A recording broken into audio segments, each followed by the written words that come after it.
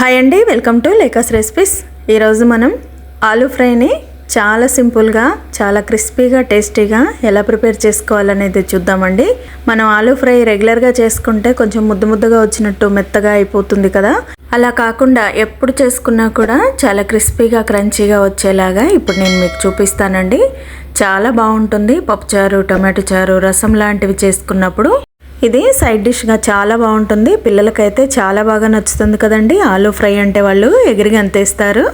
ఇప్పుడు దీని ప్రాసెస్ ఏంటి అనేది ఇప్పుడు మనం తెలుసుకుందాం. ముందుగా నేను ఒక 4 ఆలూని తీసుకున్నానండి. ఆల్రెడీ పీల్ చేసేసి ఇప్పుడు నీట్గా వాష్ చేసుకొని ఇప్పుడు వీటిని చిన్న ముక్కల్లాగా, క్యూబ్స్ లాగా కట్ చేసుకోవాలి. మనం చిప్స్ ఆలూ తీసుకోవడం వల్ల ఆలూ ఫ్రై అనేది చాలా క్రిస్పీగా వస్తుంది. పైన క్రిస్పీగా, లోపల సాఫ్ట్గా చాలా బాగుంటుంది.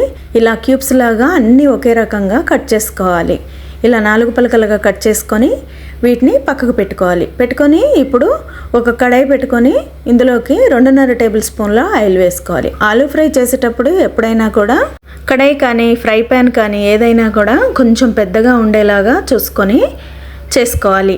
ఎందుకంటే చిన్న గిన్నెలలో చేస్తే మనకి ఒకదాని మీద ఒకటి పడిపోయి ముద్దగా అయిపోతాయి. ఇప్పుడు ఆయిల్ వేడెక్కగానే ఒక 3 ఎండుమిర్చిని సగానిగా కట్ చేసుకొని వేసుకొని అవి కొంచెం ఫ్రై అయిన తర్వాత ఆల్రెడీ కట్ చేసుకున్న ఆలూని వేసుకోవాలి. వేసుకున్న తర్వాత ఇప్పుడు ఫ్లేమ్ని హైలో పెట్టుకొని ఒక 5 నిమిషాల పాటు మంచిగా కంటిన్యూస్గా కలుపుకుంటూ ఒకదానికొకటి అతుక్కోకుండా కలుపుకుంటూ ఫ్రై చేసుకోవాలి. ఇలా బాగా కలుపుకున్న తర్వాత ఇప్పుడు ఫ్లేమ్ని పూర్తిగా మీడియంలోకి అడ్జస్ట్ చేసుకొని మధ్యలో కలుపుకుంటూ విడివిడిగా అయ్యే వరకు ఫ్రై చేసుకోవాలి.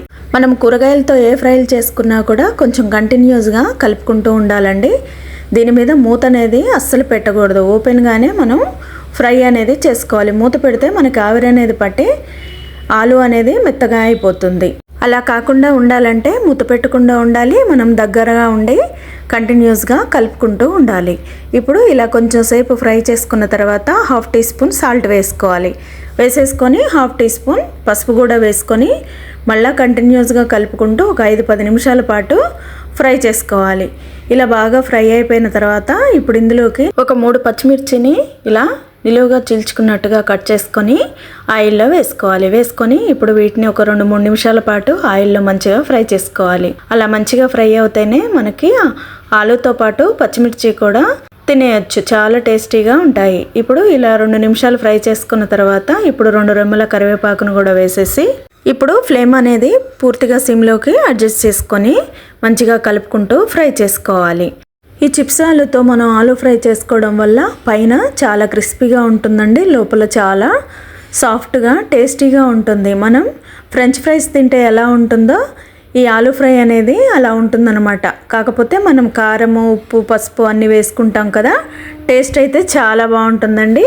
ఇప్పుడు ఇలా కలుపుకున్న తర్వాత మంచిగా క్రిస్పీగా తయారైపోయిన తర్వాత ఇందులోకి మనం 1/2 టీ స్పూన్ కారం వేసుకోవాలి. 1/2 టీ స్పూన్ ధనియాల పొడి వేసుకొని 1/2 టీ స్పూన్ సాల్ట్ వేసుకోవాలి. మీరు తినేదాన్ని బట్టి ఉప్పు కారాలు అనేవి వేసుకోవాలండి. మనం ఆల్రెడీ పచ్చిమిర్చి వేసుకున్నాం కాబట్టి కారం అనేది కొంచెం తక్కువగానే పడుతుంది. ఇప్పుడు ఇవన్నీ వేసేసుకొని ఒక 1/2 నిమిషం పాటు ఇలా కలుపుకుంటూ ఫ్రై చేసుకోవాలి. ఈ లోపల మనకి కారం అనేది మంచిగా ఫ్రై అయిపోతుంది. అంతేనండి, చాలా సింపుల్ ఆలూ ఫ్రై ప్రిపేర్ చేసుకోవడం. క్రిస్పీగా ఆలూ ఫ్రైని ఇష్టపడే వాళ్ళు తప్పకుండా ఈ ప్రాసెస్లో చిప్స్ ఆలూతో ప్రిపేర్ చేయండి.